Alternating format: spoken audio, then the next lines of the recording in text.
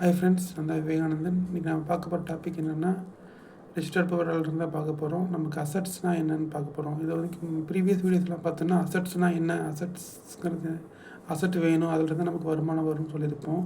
So இன்றைக்கி வந்து என்ன மாதிரியான அசட்ஸ் இருக்குது, அது என்னென்ன அப்படிங்கிறத நம்ம பார்க்க போகிறோம், ஒன்றா பார்க்க போகிறோம். ஸ்டாக்ஸ் ஃபஸ்ட்டு விஷயம் என்னென்னு பார்த்தோன்னா ஸ்டாக்ஸ் சொல்லலாம். ஸோ உங்கள்கிட்ட வந்து எக்ஸஸாக வந்து ஒரு 50,000 ஒரு லட்சமோ இருக்குங்கிற பட்சத்தில் வந்து அது ஸ்டாக் மார்க்கெட்டில் போட்டோம்னா அதுலேருந்து நமக்கு வந்து டிவிடெண்ட்டாக வந்து நமக்கு இன்கம் கிடைக்கும். நம்ம வேலைக்கு போகணுங்கிற அவசியம் கிடையாது. அதை வேலை செஞ்சுட்ருக்கணும், மணிக்கணக்காக வேலை செஞ்சுட்ருக்கணும் அப்படின்னு கிடையாது. ஒரு பொருளை ஸ்டாக்கை வாங்குகிறோம், விற்கிறோம், அவ்வளோதான். ஒரு 2 நிமிஷம் வேலைகளாக தான் இருக்கும். ஆனால் அதை பற்றி அனலைஸ் பண்ண வேண்டிய தேவை இருக்குது. ஒவ்வொரு ஸ்டாக்கை பற்றி எப்போ அனலைஸ் பண்ணணும், அதை பற்றி என்ன நியூஸ் என்ன இருக்குது அப்படிங்கிறத பார்க்க வேண்டிய தேவை இருக்கும். பட் நார்மல் ஒர்க்கை விட வந்து கம்மியான ஒர்க்காக தான் இருக்கும். ஸோ அது வந்து ஸ்டாக்ஸு. அதுக்கடுத்த விஷயம் பார்த்தீங்கன்னா பாண்டு. இது பாண்டுங்கிறது கடன் பத்திரம்னு சொல்லுவாங்க.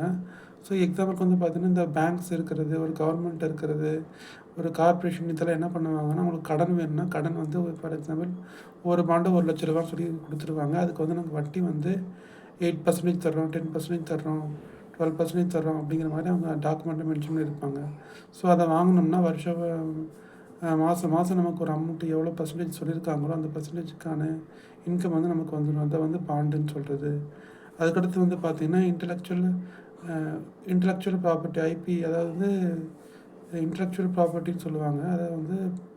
அதெல்லாம் வந்து பார்த்தோன்னா ஒரு காப்புரிமைன்னு சொல்லுவாங்க. காப்புரிமை சம்மந்தமான விஷயங்கள் நம்ம வாங்கி வச்சுட்டோம்னா, காப்புரிமையான விஷயங்கள் நம்ம வச்சுருக்கோம்னா அதுக்கு வந்து ராயல்ட்டிங்கிறது ஒன்று கொடுப்பாங்க.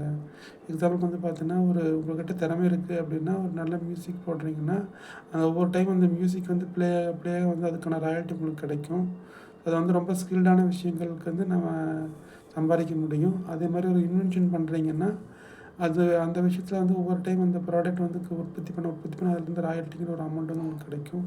அதுக்கப்புறம் பார்த்தீங்கன்னா ரெண்டல் இன்கம் சொல்லுவாங்க. நீங்கள் வந்து ஒரு வீடை வாடகைக்கு விடலாம், ஒரு வண்டியை வாடகைக்கு விடலாம், அந்த மாதிரி விஷயங்கள் வந்து ஒரு பொருளை வாடகைக்கு விடலாம். ஸோ இந்த மாதிரி வாடகைக்கு விடுறது வந்து பார்த்தீங்கன்னா நமக்கு இன்கம் தரக்கூடிய விஷயந்தான். ஸோ இந்த மாதிரி பார்த்தீங்கன்னா நமக்கு வருமானம் பார்த்தீங்கன்னா ரெண்டல் இன்கம், டிவிடெண்ட்ஸு. அதுக்கப்புறம் வந்து பார்த்தீங்கன்னா இன்னொரு விஷயம் இருக்குது, வட்டிக்கு விடுறது சொல்லுவாங்க. லோன் கொடுக்குறது, கடன் கொடுக்குறது. ஸோ மற்ற மக்களுக்கு கடன் கொடுத்தீங்கன்னா அவங்களுக்கு வந்து மாதம் ₹1 வட்டி, ₹2 வட்டி, ₹3 வட்டி சொல்லிட்டு ஸோ அந்த மாதிரி வந்து வட்டி பணம் வந்து நமக்கு வரும். ஸோ வருஷத்துக்கு வந்து பார்த்தீங்கன்னா மினிமம் வந்து ஒரு 12% நமக்கு ஸ்டார்டிங் ஆகும். ஸோ எவ்வளோ இன்ட்ரெஸ்ட் நம்ம கொடுக்குறோமோ அதுக்கேற்ற மாதிரி நமக்கு இன்கம் வரும். ஸோ இதுதான் வந்து பார்த்தோன்னா நமக்கான இன்கம் வர்றதுக்கான சோர்ஸஸில் வந்து பார்த்தோன்னா இதுதான் இருக்குது.